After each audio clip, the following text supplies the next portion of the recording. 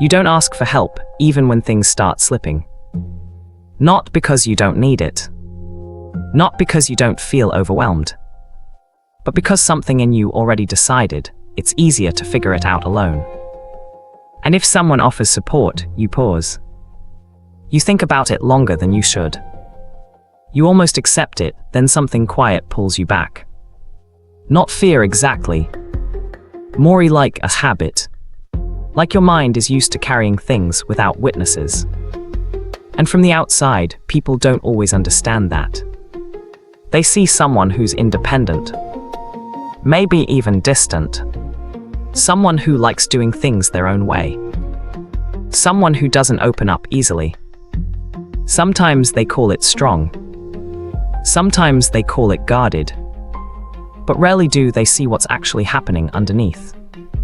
Because this isn't just a personality trait. It's a pattern. And it usually didn't start the way people think it did.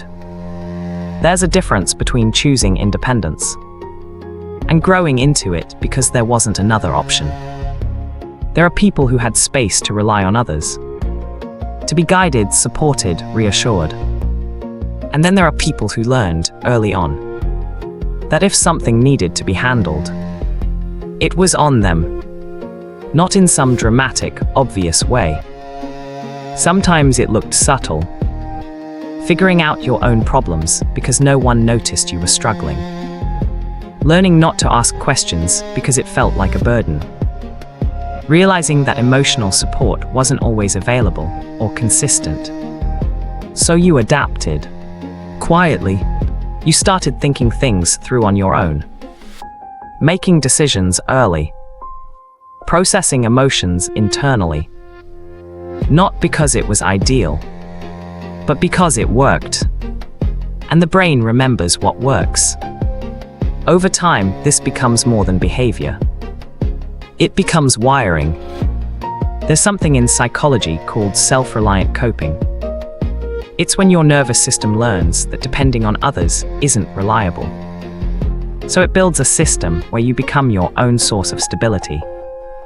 On the surface, it looks like independence.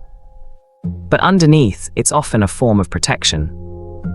Because relying on yourself means you don't have to deal with disappointment, or misunderstanding, or the feeling of needing something and not getting it.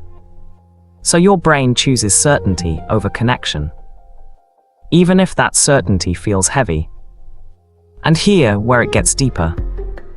When you spend enough time figuring life out alone, you don't just become independent. You become precise. You start noticing things others miss. Reading between lines.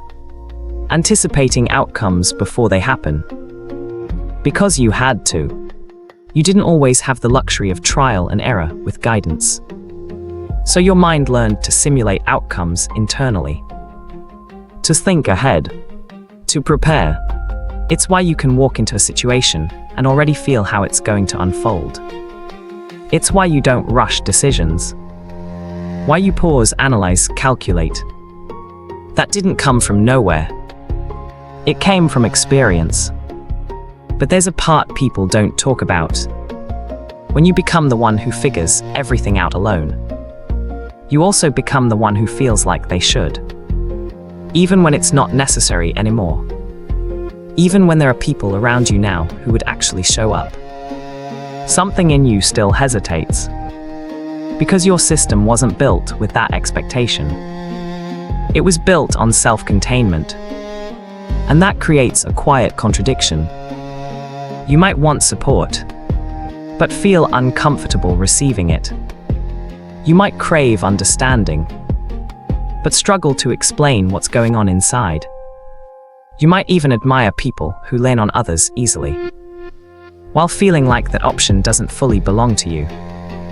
Not because you can't do it, but because it doesn't feel natural. There's also something else. When you've handled things on your own for a long time, you develop a certain tolerance for stress, for uncertainty, for emotional weight. Things that overwhelm others you carry. Not effortlessly, but steadily. And people notice that. They start to rely on you, come to you, trust your stability. And without realizing it, you become the strong one. The one who has it together. The one who can handle it. But that role can be isolating.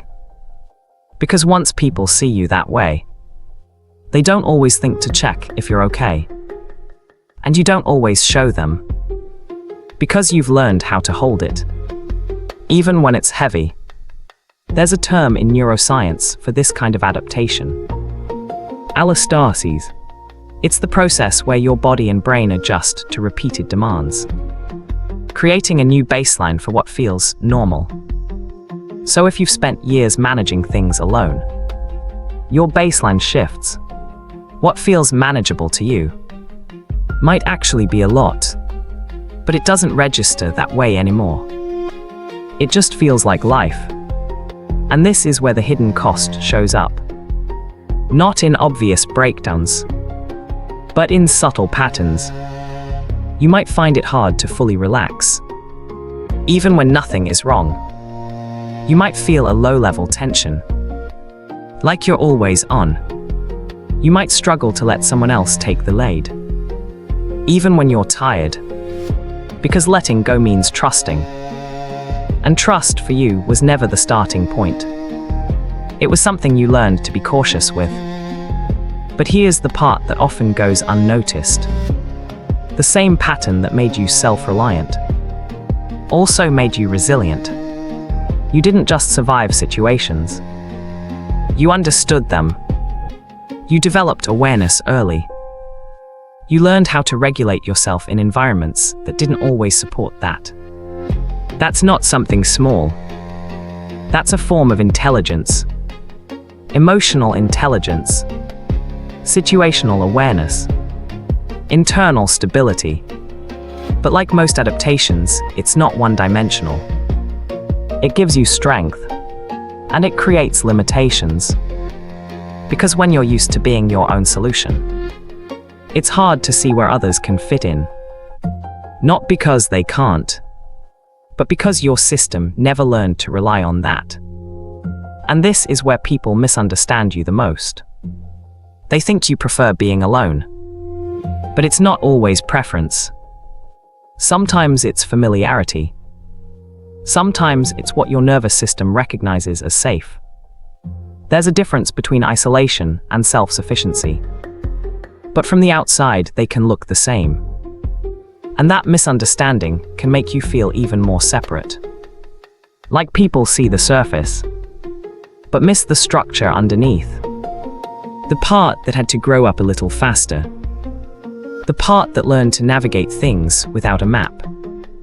And maybe you don't talk about that, because explaining it feels complicated, or unnecessary, or maybe you've just gotten used to not needing to.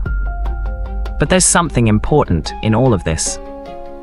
None of these patterns are random. They're responses to environments, to experiences, to moments where you had to adapt. And adaptation isn't failure. It's intelligence. Your brain did what it needed to do, to keep you stable, even if that meant building systems that feel isolating now. And no, this doesn't make you broken.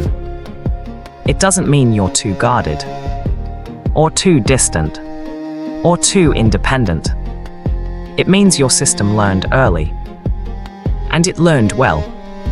But learning something early doesn't mean it has to stay rigid forever. It just means it takes awareness to notice it, to see where it still serves you, and where it quietly limits you. Not in a dramatic way, in small, almost invisible ways. Like the hesitation before opening up, the instinct to solve instead of share, the pause before trusting someone else with something important. Those moments say more than they seem. And once you start noticing them, you start seeing yourself differently. Not as someone who does everything alone, but as someone who learned how to. There's a difference. And that difference matters. Because one is identity, the other is history. And history can be understood, shifted, expanded, at your own pace, without forcing anything, without turning it into a problem that needs fixing. Just something that makes sense, something that has a reason. And maybe, if you look closely, you'll start to notice something else. The moments where you almost let someone in, but stopped. The moments where you carried something quietly, even though you didn't have to. The moments where independence felt less like strength and more like habit. Those moments aren't random. They're signals, not of weakness, but of patterns that are still running in the background. And once you see them, you can't unsee them, which means there's probably more about yourself that's been operating quietly this whole time. More patterns, more connections, more things that make sense once you look at them closely. If this kind of content speaks to you, you already know what to do.